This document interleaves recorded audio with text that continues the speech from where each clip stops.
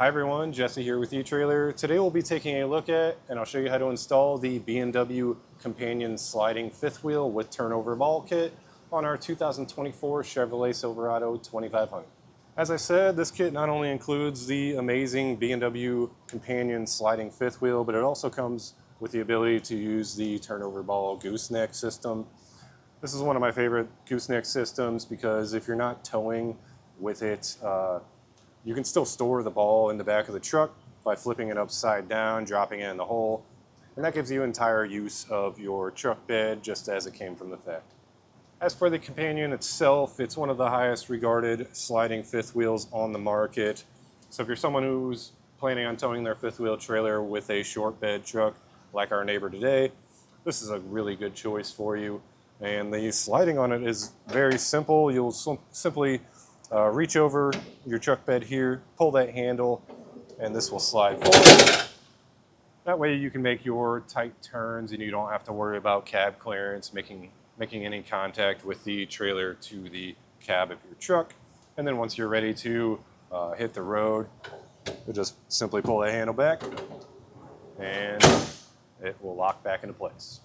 And as for the jaws of the fifth wheel, you'll have 360 degrees of contact, and it's a very thick jaw system, so it's going to hold up to the test of time. And using that is a very simple process. Also, you just simply unpin it, pull your handle back, then you would back up to your trailer, and once the weight of the trailer pushes on the jaws, this handle will come closed, and you'll reinstall your pin and clip. This head itself will pivot back and forth with some strong polyurethane bushing, so that's going to prevent any chucking or porpoising.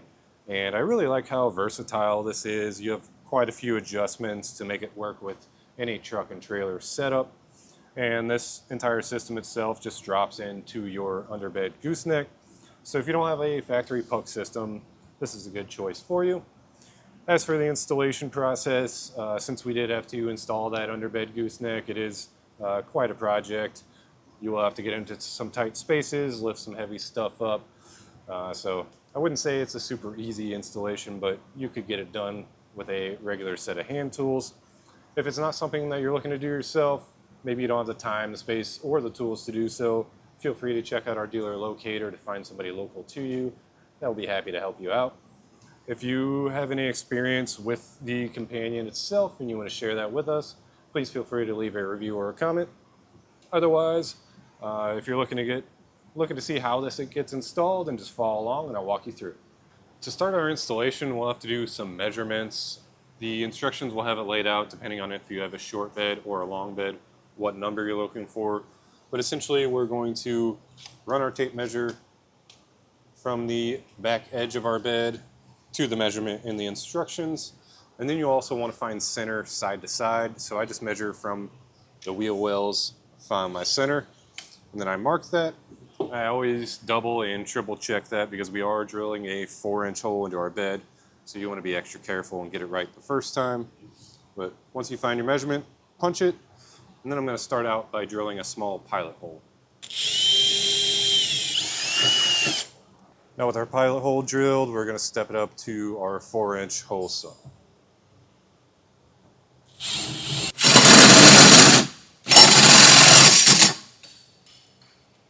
Now I'm going to file our sharp edges down, make it nice and smooth, and then I'll come through with a shop vac, clean up any metal shavings, and I'll also spray a coat of black spray paint on here just to protect it from rusting. So I'll get that started now.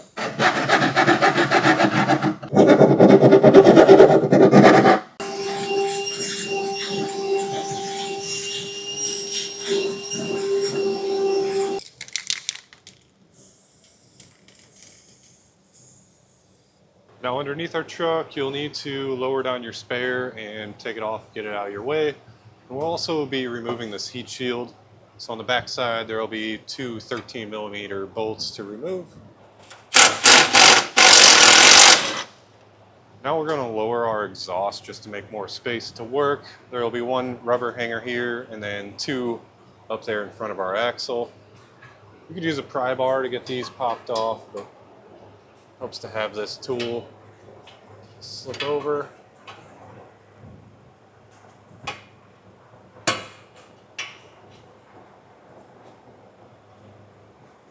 That one popped off. And also be sure to have something to support the exhaust, whether it's a floor jack or a strap like I'm using here.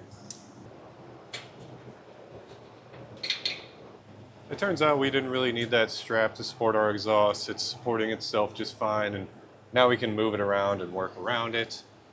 We have one more heat shield that's going to be in our way, is we're actually going to be mounting to some holes that are right up here under it. So it's just a series of 13mm bolts holding it up into place. They're all kind of in tight spots, so you'll need a wrench to get up in there and get them all removed.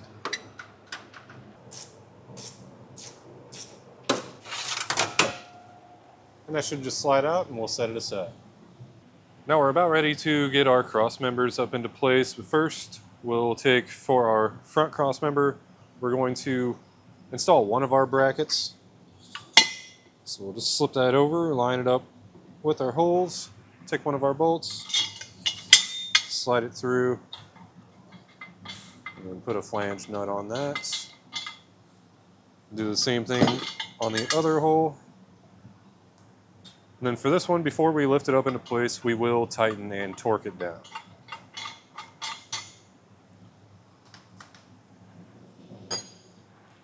So we'll tighten it down with a 24mm socket and wrench.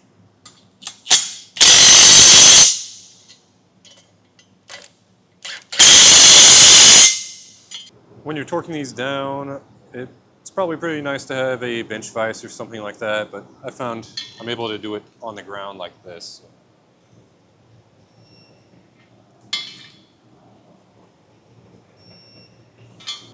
Now before we lift this into place, it's a good idea to just locate your threaded holes on top of your frame, make sure there's nothing else in the way. A lot of these trucks are set up differently underneath, so it really just depends. But right now, since we took that heat shield down, we have nothing else in our way. So this is our front cross member. This flat part here is going to rest on top of our frame. So we'll just kind of snake it through. Get the one side lined up and started. And get your other side in place so we can slip our other bracket on. So to get that front cross member up, I actually flipped it around with our bracket that we installed up above our fuel lines and our wiring here. It was just less space over there, so it made it easier to kind of slide it up. And then I'll just rest this end onto our exhaust here, and I'll slip our bracket up into place. This is why it helps to have this exhaust able to move around.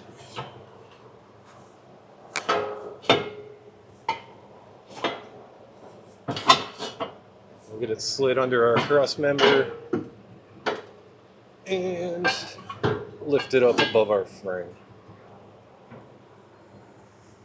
Once you have it like that, you can just get your holes lined up and get your hardware started.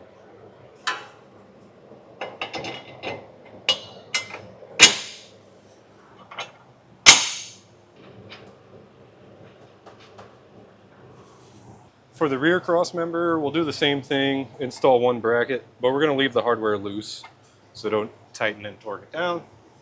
But then from there, similar concept, we're just going to slide it over the one side, get it up here. I actually rested our other bracket on the leaf spring just so I didn't have to muscle everything. Slide that into place. Line up your holes and install your hardware. Now for our center assembly, we will need to install our latch pin. This depends on if you have a short or a long bed. If you have a long bed, it would go on this end. Just kind of note where this triangular shape is. But with a short bed, we're going on this side. So just have to line this rod up with the hole. Slide it through, and then line up your mounting holes right there. And slip a carriage bolt through the bottom. Install the nut. Same thing with the other hole.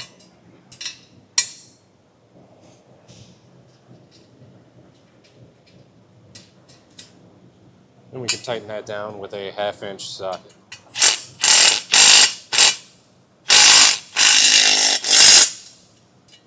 Before we can lift our center section up, we'll get our plates in place on our cross members here.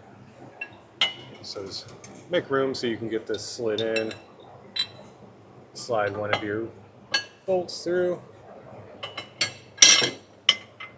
And I'll just leave a little bit of threads hanging out the edge, just enough to hold our plate up.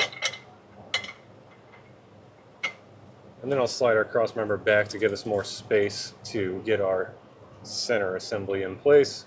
And I'll do the same thing with our front cross member.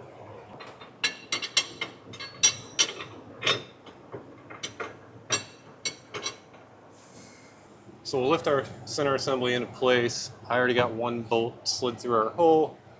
Slide the other one.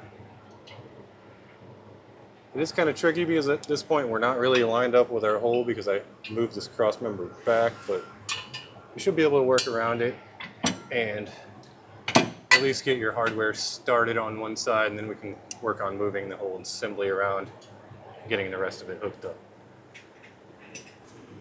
Now we'll get our front cross member lined up, and we're just going to hand tighten everything for now.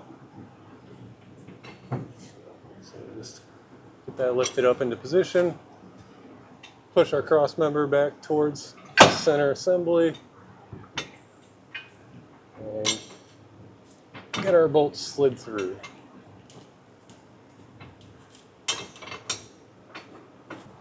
This front cross member was quite a tight fit on our setup, so what I did was got it close and then tapped our bolts through with a hammer, and now I'll get the nuts and stuff. Now with all the hardware loose, we're able to still move our cross members around so that we can line up with those holes on top of our frame, and then we'll thread on our bolts.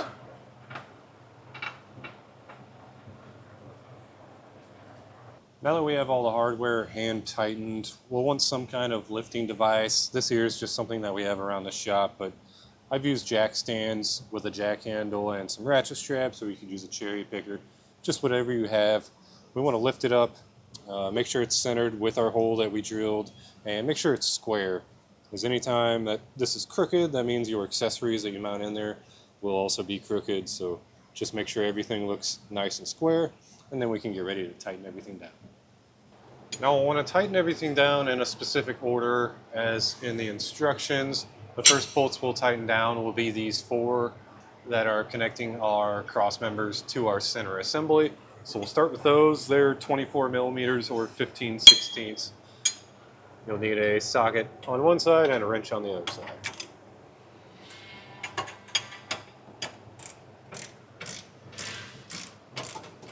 Next, we'll tighten our cross member side brackets. It's a good idea to just take a look at everything, make sure these are square before we tighten them down, because this is what will change the angle of your main assembly here. And once again, these are 24 or 15/16.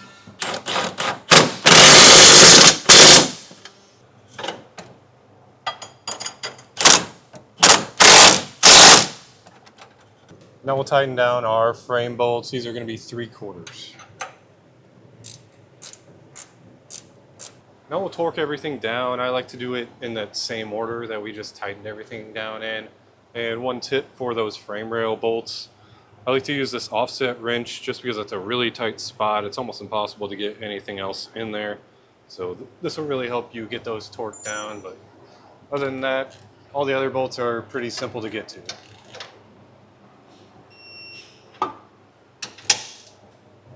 Now for installing our handle, we'll just need to pull it out. You just simply pull out, turn it to lock it, and then we'll just use the carriage bolt and the nut.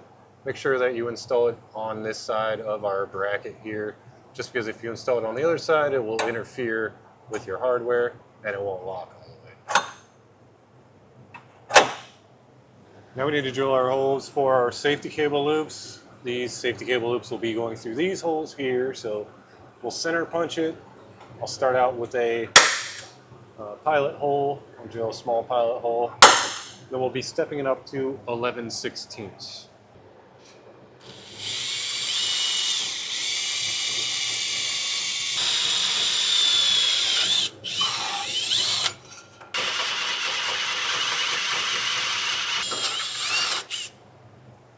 Now from the top, I just cleaned everything up and made sure that our loops will slide in and out pretty easily.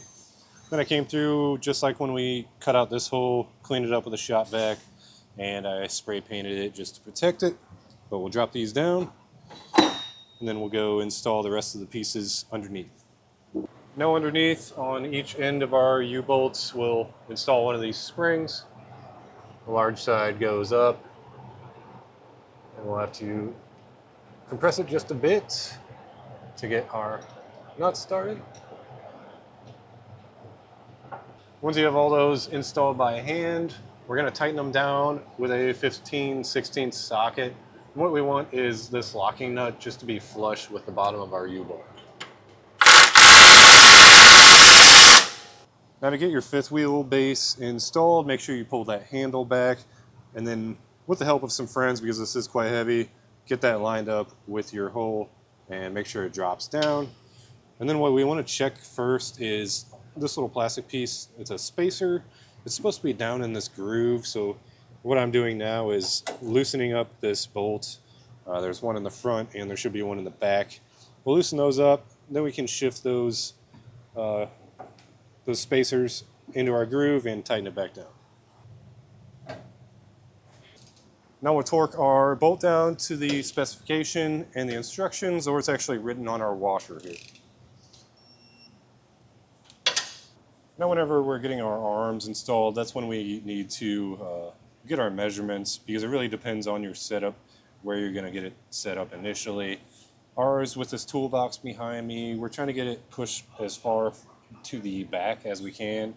So to change that, these arms, you just flip them one way or the other. We have it in the farthest back position, but if you put this arm over here, that'll bring it towards the front. And then you have multiple holes for your height, so we put it right in the middle for now, and we'll see how that works, because you can always adjust that later. And then this clip here, this is honestly one of the hardest parts of getting this fifth wheel set up. It just needs to be about a ½ inch below your rubber boot, but I'd recommend bringing some a flathead screwdriver or something, trying to spread that out, and then give it some taps with a hammer and it should slide on. Before we put our coupler on, B&W does supply some grease, and you definitely want to get that applied before you get it all installed. So just put a bit on top, spread it out. This will help keep this rubber last as long as it can. Now we'll pull our pin and clips out. Clips just simply pop out. Slide your pins out. You may need to lift the handle up. Now we can lift this into position, lift it by the rubber handles. That'll unlock everything. And we'll take a step back.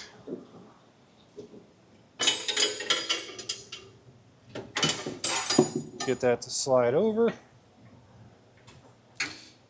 And drop it into position. You'll know it's fully engaged when these handles will go all the way down, and then we can reinstall our pins and clips.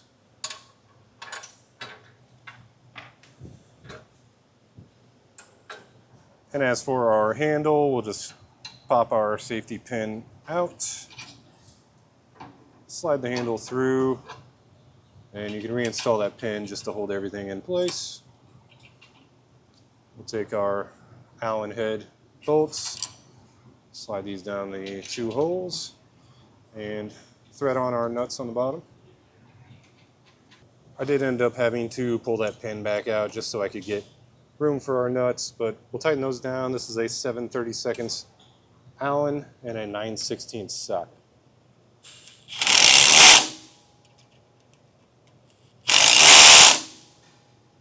Once we have our handle installed, that's really going to do it for our look at and installation of the B&W Companion fifth wheel slider with turnover ball kit on our 2024 Chevrolet Silverado 2500.